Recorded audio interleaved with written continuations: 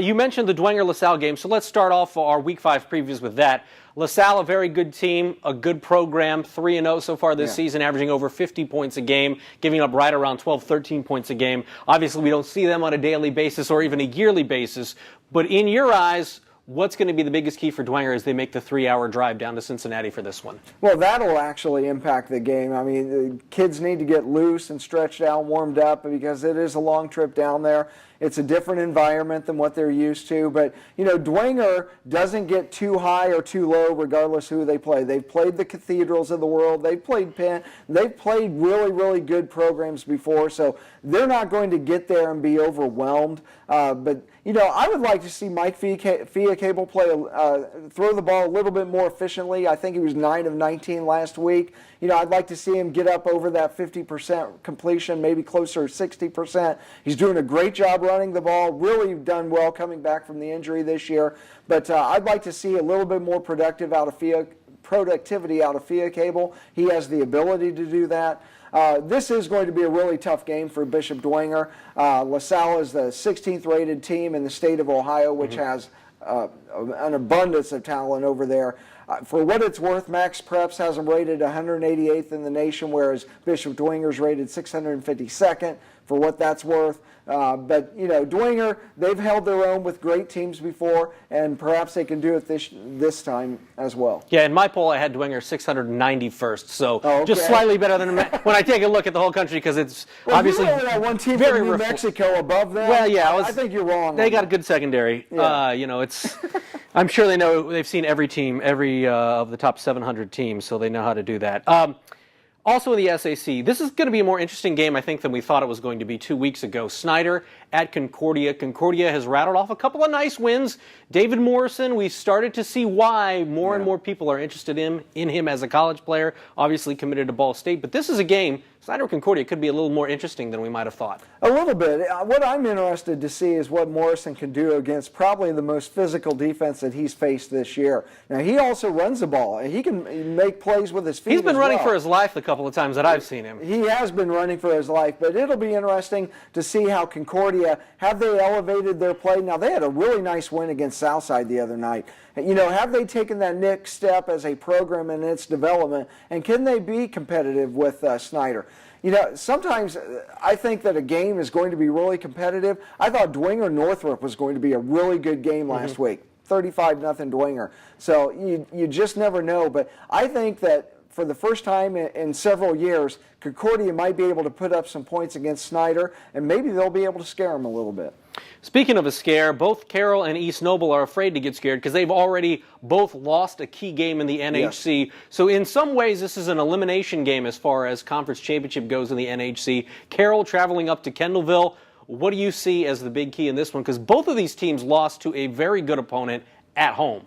That's true, but I think Carroll will win this game. I don't want to say comfortably like it's going to be 21 or anything, but I could see them winning by 12, 13 points. I think they're the better team. I've seen both teams play this year, and I really think that East Noble has trouble moving the ball offensively against really tough physical defenses that shut down the running game, and then they have to rely on the passing game. Homestead did that the other night, a couple weeks ago, and really took advantage of it, and Carroll is a very good defensive team. Now, they have to play a clean game. The other night, what cost them? A couple of turnovers, allowing a 73-yard punt return by Jordan Hogue. So they have to play really well on special teams and not turn the ball over. If they do that, then I think Carroll will be okay in this game. But you know, it is in East Noble, and they do have playmakers. Brandon Mabel can make plays.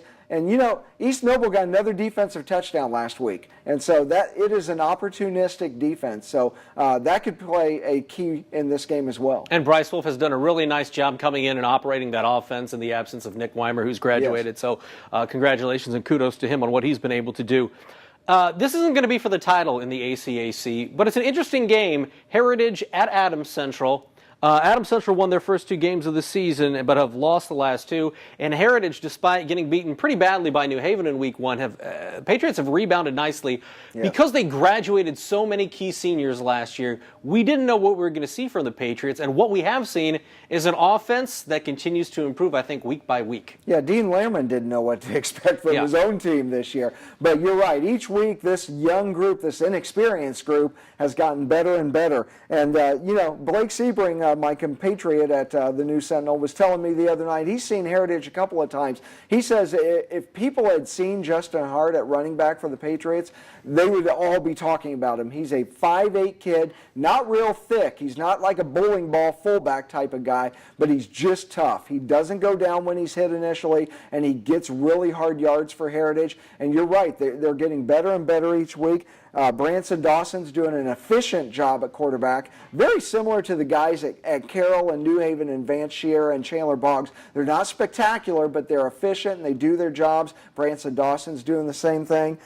The Flying Jets have turned their offense over to a freshman quarterback in Andrew Hammond, and he's done a nice job for a freshman. But, you're 14 years old playing varsity football. It's a challenge, and I think Heritage ends up winning this game comfortably, but I probably shouldn't say that because this has been a series that outside last year when Heritage had that really special team, over the years has been a pretty competitive series. And I think Heritage, right now they're the only team that's 2-0 in ACAC play. So if you take a look at the standings, they're right there at the top. And when it comes to Adams Central, I think for them, being a 1A school until the Leos are out of that conference, it's all about getting ready and getting geared for the playoffs and to make a run in the postseason.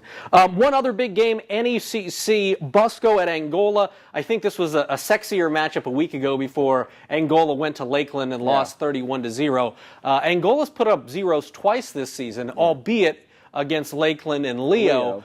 But when you take a look back at the offense that Luke Amstutz used to run and now in the second year under Josh Sheff, you think Angola, you think points, at least in my opinion, and that necessarily hasn't been the case week in and week out for these Hornets. No, 75-0 when you combine the scores of Leo and Lakeland. That's not pretty, and I think that it could be an ugly game this week. Cherubusco got off to a slow start last week, fell into a 13-0 hole, but then they started running the ball. Cody Conwell runs the ball really, really well for them. As usual, Cherubusco has a good running game. It's imperative they get off to a good start this week because Angola is a team that has been able to score some points against a couple of opponents this year. And if you give them confidence by you starting slow, allow them to score a couple of times, if they get a special team score, then Angola's going to have confidence going into that second half.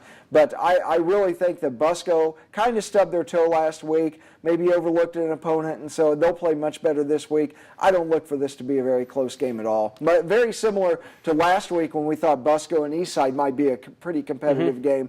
I don't think this one will be. No, the Busco defense just giving up 4.8 points a game. They're averaging 41 a game offensively, and they gave up 13 last week to Eastside. So there's a lot of just the defensive points against them in that one matchup in the first probably 15 minutes of that game is where they scored their 13 points. So an interesting game for sure in the NECC, but Busco highly favored going into this matchup against Angola, and it should be a very interesting Week 5 as the games become more and more crucial as the season winds down to conference races and the playoffs. Well, all week, Tom will have you covered in the News Sentinel. We'll have you covered on Friday night in the Highlight Zone. But for Tom, I'm Glenn. We'll see you next Monday.